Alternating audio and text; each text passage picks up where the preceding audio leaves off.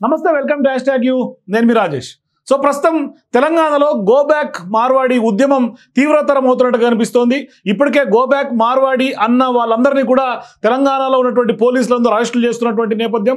మరోవైపు తెలంగాణలో ఉన్నటువంటి చాలామంది వ్యాపారులందరూ కూడా ఇవాళ బంద్ చేస్తున్నటువంటి నేపథ్యం మనం చూస్తున్నాం. మరోవైపు ప్రజాస్వామిక దేశంలో ఖచ్చితంగా ప్రతి ఒక్కరూ ఏ రాష్ట్రంలోనైనా ఏ ప్రాంతంలోనైనా కూడా వ్యాపారాలు చేసుకునే అవకాశాలు స్పష్టంగా ఉన్నాయి. మరి మన రాజ్యాంగ హక్కు కూడా అదే ఉంది. సో ఇటువంటి సందర్భాల్లో ఎందుకు తెలంగాణలో ఈ నినాదం తెర మీదకి వస్తుంది? గో బ్యాక్ మార్వాడి ఉద్యమం ఎందుకు వస్తుంది? సో ప్రస్తుతం మనం గో బ్యాక్ మార్వాడి ఉద్యమానికి సంబంధించి ఆ మార్వాడి సమాజానికి అధ్యక్షులుగా ఉన్నటువంటి జిగ్నేష్ దోషి గారు మనతో పాటు జాయిన్ అవుతున్నారు. డిస్కస్ చేద్దాం. సార్ నమస్తే జిగ్నేష్ గారు. నమస్తే. నమస్తే సార్. ఏంటి సార్ తెలంగాణలో ఇప్పుడు గో బ్యాక్ మార్వాడి ఉద్యమాన్ని మీరు ఏ విధంగా చూస్తున్నారు? ఇది ఒక కుట్ర ప్రకారం నడుస్తుంది. సనాతన ధర్మంలో ముక్కలు చేయాలని ఉద్దేశం, సింగిల్ ఎజెండా. సనాతన ధర్మంలో ముక్కలు చేసి అందరినీ చెడగొట్టాలి అని చెప్పి ఒక అర్బన్ నక్సలైట్, ఒక రోహింగ్యా వీళ్ళందరూ కలిసి దేశంలో, ఎందుకంటే ఇప్పుడు ఆపరేషన్ సింధూర్ తర్వాత చాలా మంది ఇండియన్స్ అందరం సనాతన ధర్మం వైపు ముగ్గు చూస్తున్నారు. కాబట్టి ఇది ఒక కుట్ర, ఇది ఒక ప్రాజెక్ట్ లెక్కనే చేసుకొని దీనికి ఒక టార్గెట్ చేసి సనాతన ధర్మంని ముక్కలు చేయాలని ఉద్దేశంతో, దీని తప్ప వేరే ఏం లేదు. దీంట్లో ఏం అవి లేవు. ఇది 12 సంవత్సరం అయింది తెలంగాణ వచ్చి. 10 సంవత్సరాలకు ఇట్లాంటి ఎప్పుడు గొడవ జరగలేదు సార్. ఎప్పుడు వరకు ఇట్లాంటి ఇబ్బంది రాలేదు. ఎప్పుడు వరకు ఈ గుజరాతీ మార్వాడి దునియాలో కాదు ప్రపంచంలో ఉన్నారు, కానీ తెలంగాణనే డూప్లికేట్ చేస్తున్నారు. తెలంగాణనే మొత్తం వచ్చి బిజినెస్ చేస్తున్నామా సార్? టోటల్ తెలంగాణ పాపులేషన్ 4 కోట్లు ఉన్నాయి. దాంట్లో గుజరాతీ మార్వాడీలు ఎంతమంది ఉన్నారు సార్? గుజరాతీ మార్వాడీలు ఎంతమంది ఉన్నారు? ఒక 4 రోజుల ముందు ఒక మీడియాలో ఒక డిస్కషన్ జరిగింది. దాంట్లో నేను ఏమన్నా అంటే, నేను కూడా born and brought up in Telangana. ఈయన మన దగ్గర ఒక కల్చర్ ఉంటుంది. ఆ కల్చర్ని వాళ్ళు ఎట్లా తీసుకుపోతున్నారంటే, జిగ్నేష్ జోషి తాగుబోతోళ్ళు, 2000 వస్తే తాగుబోతోళ్ళు, అట్లాంటి ఉద్దేశంతో ఎందుకు మాట్లాడుతున్నారు సార్? ఇప్పుడు ఒక సో కాల్డ్ లీడర్ అన్నాడు, గుజరాతీ మొత్తం ఆతంకవాది, దేశద్రోహుడు. అంటే అది దేశద్రోహుడు అయితే సార్? సర్దార్ వల్లభాయ్ పటేల్ దేశద్రోహుడా? మహాత్మా గాంధీ దేశద్రోహుడా? నరేంద్ర మోదీ దేశద్రోహుడా సార్? అది చెప్పేది ఎంతవరకు వాస్తవం ఉంది? జిగ్నేష్ గారు, మీరు ఆ విధంగా రెచ్చగొట్టే వ్యాఖ్యల్లాగా కనిపించలేదు. అంటే తెలంగాణ వాళ్ళు తింటారు పంటారు, కానీ మేము మాత్రం బిజినెస్లు చేసుకుంటాం, ఉదయం 6 గంటలకే కొట్టిపుతాం, మేము బిజినెస్లు చేస్తామని మీరు వ్యాఖ్యలు చేయలేదా? అది వాస్తవం సార్. ఇప్పుడు మేము ఏమంటున్నాం అంటే, మేము మా రాజస్థాన్ కానీ గుజరాత్ నుంచి లేబర్ పిల్లగాళ్ళకు 2-3 పనికి చేస్తారు. వాళ్ళకి ఇంట్లోనే పెట్టుకుంటాము. పొద్దుగాల 6:30 7 గంటల లేచి దుకాణిప్పి కూర్చుంటారు. మనం దాంతో నేను కూడా సహా మనం రాత్రి పార్టీలు చేసుకుంటాం. లేట్ అవుతుంది, పోనీ బై రేపు చూసాంలే అంటాము. అట్లాంటి ఉద్దేశంతో చెప్పిన నేను అంతా. ప్రతి ఒక్కోడు తెలంగాణలో 2000 వస్తే దాగి అనుకున్నాడు. ఎక్కడ చెప్పలే కదా సార్? ఎక్కడ చెప్పినా చెప్పండి. అది నాకు కూడా వర్తిస్తుంది కదా సార్? అది నేను చెప్పిన పుట్టిన తెలంగాణ, చదివిన తెలంగాణ. ఇప్పుడు సచ్చేది కూడా మేము తెలంగాణలోనే. తెలంగాణ వదిలేసి ఎక్కడ ఎవరు ఎంత చెప్పినా పోయేది సమస్య లేదు సార్. ఇప్పుడు భారతదేశంలో ఉన్న మనం బంగ్లాదేశ్, పాకిస్తాన్లో లేము. ఇక్కడ ఉన్నది రోహింగ్యాలను నిలగొట్టాలి మనం. చైనా ప్రోడక్ట్ గో బ్యాక్ చెప్పాలి. గుజరాతీ మార్వాడి గో బ్యాక్ కాదు. పిజ్జా బర్గర్ గో బ్యాక్ చెప్పాలి. పానీపూరి పావుబాజీ గో బ్యాక్ చెప్పేది లేదు. కాదు, మీరు అంటున్నారు చైనా ప్రోడక్ట్స్ గో బ్యాక్ చెప్పాలని, కానీ చాలా మంది మార్వాడి కొట్టుల్లో, హార్డ్వేర్ షాపుల్లో చైనా మాల్ దొరకలేదా? అరే దొరుకుతున్నారు సార్. మోదీ గారు అదే అందరికీ విజ్ఞప్తి చేస్తున్నారు, మేక్ ఇన్ ఇండియా ప్రోడక్ట్ వాడండి. మనం ఇది ఈసారి ఇన్ని సంవత్సరాల నుంచి మనకు అలవాటు అయిపోయింది. కొంచెం టైం పడుతుంది దీనికి. మనం ఒక్కటే రోజులలో ఉద్యమం చేసి ఇది మొత్తం ఖతం కావాలంటే సార్, ఇప్పుడు ఒక షోరూమ్ ఉంటుంది, బ్రాండెడ్ షోరూమ్ ఉంటుంది, దాంట్లో 4000 టీ-షర్ట్ ఉంటుంది. ఒక వేరే షోరూమ్ లో 1500 ఉంటుంది, ఇంకొక షోరూమ్ లో 400 ఉంటుంది. డూప్లికేట్ అయిపోతుందా సార్? అది ఆ బట్టని క్వాలిటీని బట్టి ఉంటుంది. బ్రాండెడ్ షాప్ లో 4000 టీ-షర్ట్ ఉంటుంది, అవి 3 టీ-షర్ట్లే. మళ్ళీ అది దాంట్లో డూప్లికేట్ టీ-షర్ట్ సార్? అది కాదు జిగ్నేష్ గారు. ఎందుకు ఇప్పుడు మీరు తెలంగాణలో పుట్టినాం, తెలంగాణలో పెరిగినాం, మేము తెలంగాణ వదిలేదే లేదు, వదిలిపోమంటున్నారు, కానీ ఎందుకు మా సాగు కూడా ఇక్కడనే కావాలి ఎస్ అంటున్నారు, కానీ ఎందుకు ఇక్కడ ఉన్నటువంటి సమాజం 12 ఏళ్ల తర్వాత మిమ్మల్ని ఓన్ చేసుకోలేకుండా మా సంస్కృతి మీద దాడి అనేలాగా ఇక్కడ తెలంగాణ వాదులు మాట్లాడుతున్నటువంటి పరిస్థితి ఎందుకు వస్తుంది? ఇప్పుడు ఒకటే మాట, గుజరాతీ మార్వాడి ఒక్కటే ఉన్నారా సార్ ఇక్కడ? మేము దేశంలో గుజరాతీ మార్వాడి ఇక్కడ ఒక తెలంగాణలో ఎట్లాంటి పని చేస్తున్నాం సార్? మేము ప్రపంచంలో దునియాలో ఎక్కడ లేము. అన్ని రాష్ట్రాలలో ఉన్నాం కదా సార్. తెలంగాణలో ఇట్లాంటి ఎందుకు చేస్తాం సార్? ఏ ఉద్దేశంతో చేస్తాము? మేము కూడా తెలంగాణ బంగారు తెలంగాణ కావాలి అని చెప్పి కోరిక అంతా మేము కూడా ఇమ్మనే ఉన్నాము కదా సార్. మేము కూడా నెల లాస్ అయినాము, దుకాణాలు బంద్ చేసుకున్నాము. మేము కూడా సరే మేము బయటికి ముంగటి రావచ్చు, కొంతమంది రాకపోవచ్చు. మేము కూడా ఉద్యమంలో సపోర్ట్ చేసినామా లేదా సార్? ఇది 15 సంవత్సరాల నుంచి మాజీ ముఖ్యమంత్రి వాళ్ళు అందరు కలిసిమెలిసి ఉండాలి, ఎవరు ఇక్కడికి వెళ్ళి పోయేది లేదన్నాడు. మళ్ళీ ఈ కొత్త నినాదం ఎందుకు వచ్చిందంటే సనాతన్ ధరంకి ముక్కలు చేయాలి ఉద్దేశం, ఒక ప్రాజెక్ట్ నడుస్తుంది. అదే సార్ ఇప్పుడు బంగ్లాదేశ్ గో బ్యాక్ చెప్పండి. ఇప్పుడు ఆటో ఒక హైదరాబాద్ లో చెప్తా, ఒక 30-40 వేలు ఆటోలు ఉన్నాయి. ఇది ఎంతమంది ఆటో మనోళ్ళు నడిపిస్తున్నారు, ఎంతమంది గుజరాతీ నడిపిస్తారు, ఎంతమంది మార్వాడి నడిపిస్తారు. వైన్ షాప్ ఉన్నాయి, ఎంతమంది గుజరాతీ మార్వాడి వైన్ షాప్ చేస్తారు. ఎంతమంది కార్పొరేట్ హాస్పిటల్స్ ఉన్నాయి, ఎంతమంది గుజరాతీ మార్వాడి వాళ్ళది కార్పొరేట్ హాస్పిటల్ ఉంది.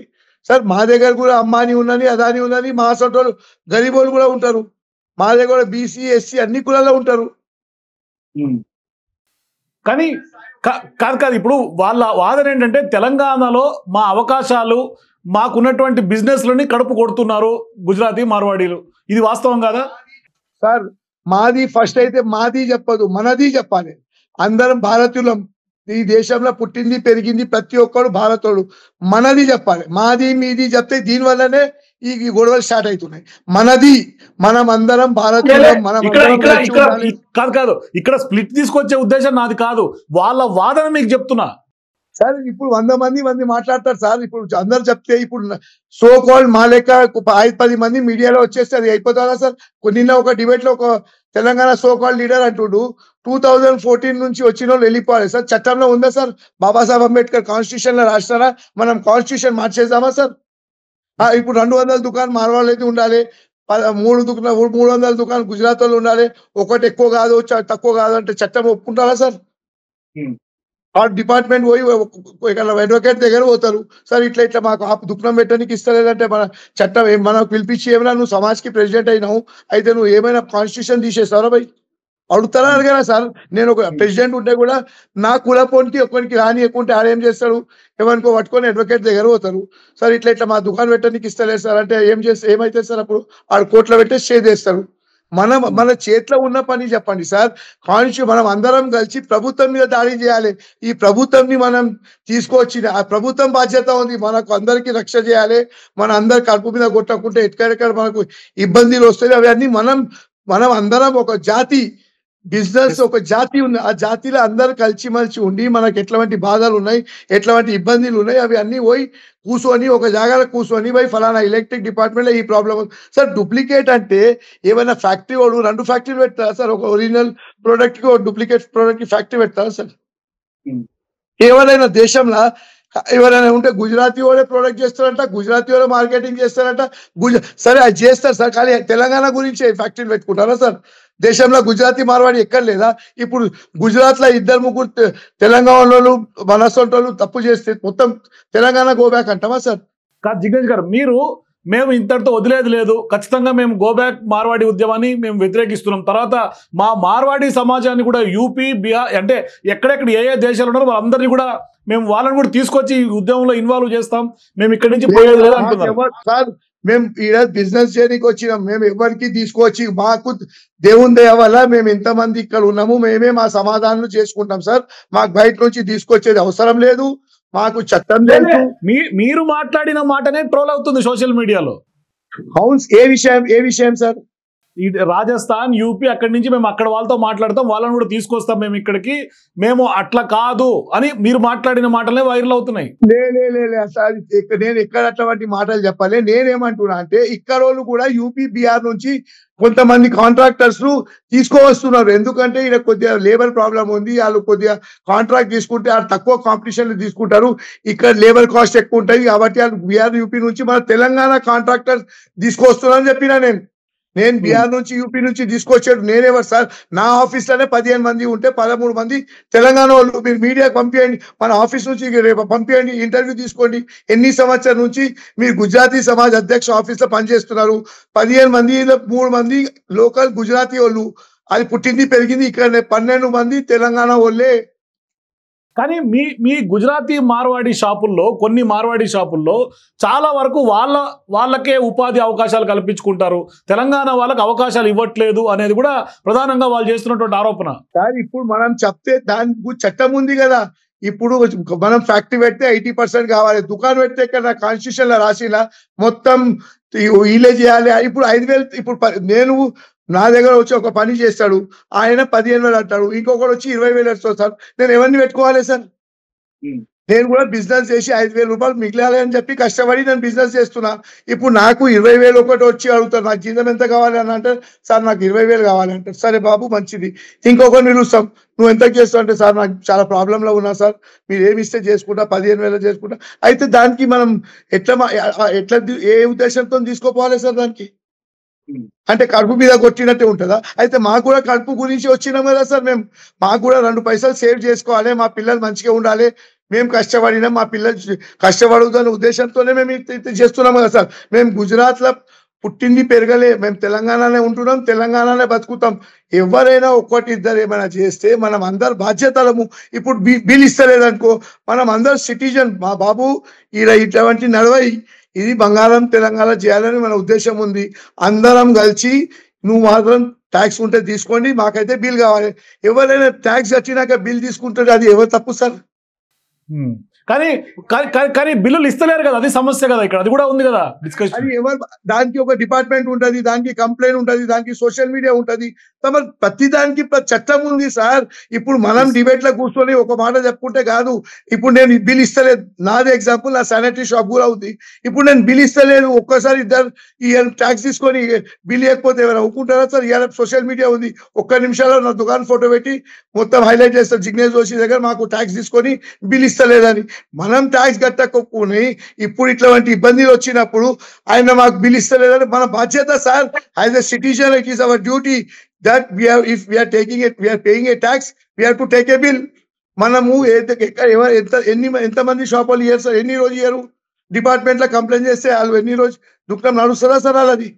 అది పరిష్కారం, ఇది పరిష్కారం కాదు.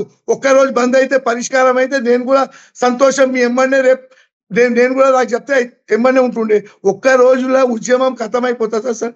ఉద్యమం ఎందుకు చేసుకుంటున్నాం సార్? మనం ముందే 60 సంవత్సరాల నుంచి ఆంధ్ర తెలంగాణ విడిపోయి కష్టపడి 20కి వచ్చినాం. మళ్ళా ఇదే మనం ఈ go back, come back, in back. మనం గో బ్యాక్ ఎవరు? Rohingya go back, China product go back, pizza burger go back. ఎవరైనా పాకిస్తాన్ వాళ్ళు మన పిల్లలు. నేను ఏమంటున్నా అంటే మన తెలంగాణ బిడ్డలకు, మన తెలంగాణ అక్క చెల్లెలకు ఎవరైనా బయట పాకిస్తాన్ నుంచి మోసం చేస్తే వాళ్ళని గో బ్యాక్ చెప్పాలి. వాళ్ళు మన అల్లుడు అసలు, వాళ్ళ గురించి ఎవరు మాట్లాడలేదు. ఈ గుజరాతీ మార్వాడి గో బ్యాక్, గుజరాతీ. అరే భయ్, ఇప్పుడు ఎంతమంది మన ఎస్సీ ఎస్టీ పాప పిల్లలను మనం చేసే తుర్కోలు పెళ్లి చేసుకుంటా, దాని మీద ఎవరైనా ఎందుకు డిబేట్ పెట్టలేదు సార్? ఇది ఖాళీ కేవలం బిజినెస్ మీద గుజరాతీ మార్వాడి అయితే ఇది ఒకటి సనాతన ధర్మంకి ముక్కలు చేయాలని సింగిల్ ఎజెండా, సింగిల్ ప్రాజెక్ట్ ఇది. మొన్న జరిగినటువంటి పార్కింగ్ ఇష్యూలో ఆ అబ్బాయి సాయి అనే అతను సారీ చెప్పాడు, మీ మార్వాడీలందరూ కూడా సారీలు చెప్పారు, కాంప్రమైజ్ అయిపోయారు, గొడవ లేదు అని ఒప్పుకున్నారు. కానీ కూడా ఇవాళ తెలంగాణ బంద్ ఎందుకు జరుగుతోంది? అది నేను అనేది సార్. మొన్న మిమ్మల్ని ఒక మాట చెప్తా. ఒక డిబేట్ లా సోకాల్ తెలంగాణ నాయకుడు ఏమన్నాడు, జిగ్నేష్ గారు కరెక్ట్ చెప్పిండు, మనం అందరం కూర్చొని దానికి పరిష్కారం చేసి ప్రభుత్వం దగ్గర తీసుకుపోదాము అని చెప్పి మళ్ళీ అది మొన్న రాత్రి ఒక డిబేట్ లోనే చెప్పిండు, డైరెక్ట్ పేరుతో సహా చెప్పిండు. జిగ్నేష్ జోషి గారు కరెక్ట్ చెప్పారు. మనం దీని ఒక బిజినెస్ కమ్యూనిటీ వాళ్ళు అందరూ కలిసి దీన్ని ఎట్లా పరిష్కారం చేయాలని కూర్చొని పరిష్కారం చేశాక ప్రభుత్వం దగ్గర పోదామని అది మొన్న రాత్రి చెప్పినాక మళ్ళీ నిన్న మధ్యాహ్నం మీకు తెలంగాణ బంద్ ఎందుకు అయింది సార్? చెప్పండి. మీరే టీవీలో ఓకే అని ఒప్పుకున్నారు. మనము చట్ట ప్రకారం, కాన్స్టిట్యూషన్ ప్రకారం ఎట్లాంటి చేయగలుగుతాం, మన చేతిలో ఉన్నది చేద్దాము. మన చేతిలో లేని, కాన్స్టిట్యూషన్ లేని మనం ఎట్లా చేస్తాం సార్? అది చట్టం మనకు వర్తిస్తుందా సార్? మనం ఏమైనా చట్టం విపరీతంగా చేస్తే చట్టం ఒప్పుకుంటారా సార్? ఎంత పెద్దోడు ఉంటే కూడా ప్రధానమంత్రి కూడా చట్టంలో తగులుతుంది, మనకు కూడా చట్టం ఉంటుంది. ప్రతి ఒక్కరికి చట్టం కంటే పెద్ద ఎవరు లేరు, చట్టం ఎవరికి చుట్టాలు లేదు. కానీ ఈ గో బ్యాక్ మార్వాడి ఉద్యమం ఎక్కడికి ఎండ్ కార్డ్ పడుతుంది అనుకుంటున్నారు? ఏం ఫైనల్ గా ఎక్కడికి ఇది క్లోజ్ అవుతుంది? ఇది ఇటువంటి రోజు దేశంలో నడుస్తూనే ఉంటాయి సార్. దీనికి పెద్ద మనం అందరం కలిసి దీని పరిష్కారం చేయాలి సార్. ఈ ఉద్యమంలో అన్ని మనం తెలంగాణ ఆంధ్ర ఉద్యమం చేసిన వాస్తవం అది మంచిదే, మనం అందరం సాధించుకున్నాం, మేము కూడా దాంట్లో ఉన్నాం. ఈ బిజినెస్ ద్వారా మన సనాతన్ గాన మనకు బిజినెస్ కమ్యూనిటీలో గో బ్యాక్, కమ్ బ్యాక్ కానీ కానీ జిగ్నేష్ గారు ఇక్కడ తెలంగాణ ఉద్యమానికి ఈ ఉద్యమానికి పోల్చి చూడలేము. ఎందుకంటే ఆ రోజు జరిగినటువంటి ఉద్యమం నీళ్లు నిధులు నియామకాలు, ప్రభుత్వ ఉద్యోగాల్లో గండి కొడుతున్నారని. మీరేమి ప్రభుత్వ ఉద్యోగాలకు ఇప్పుడేమి నియామకాలకు రావట్లేదు. మీ ఉద్యోగాలు మీ బిజినెస్లు మీరు చేసుకుంటారు, వీళ్ళ బిజినెస్లు వీళ్ళు చేసుకుంటారు. కాంపిటీషన్ అనేది ఎక్కడైనా ఉంటుంది, హెల్తీ కాంపిటీషన్ ఉండాలని కోరుకోవాలి. కానీ ఇటువంటి సందర్భాల్లో ఇప్పటికి కూడా ఇంకా ఇట్లా వేరు చేసి ఖచ్చితంగా మీరు వెళ్ళిపోవాలనే సమాజం మనకు అవసరమా, కరెక్టా? 200% రాంగ్ సార్. మనం భారతీయులం అంతా, భారతదేశం. ఇప్పుడు జమ్మూ కాశ్మీర్ లా పండితోళ్ళు పోయినారు, ఇప్పుడు మళ్ళీ వాళ్ళు వచ్చి మళ్ళీ వాళ్ళ జాగాలలో వచ్చేస్తే మన ప్రభుత్వము మొత్తం వేరే దేశంలో పోయి ఇక్కడ ఇన్వెస్ట్మెంట్ చేయమని ఎందుకు పిలుస్తున్నారు సార్?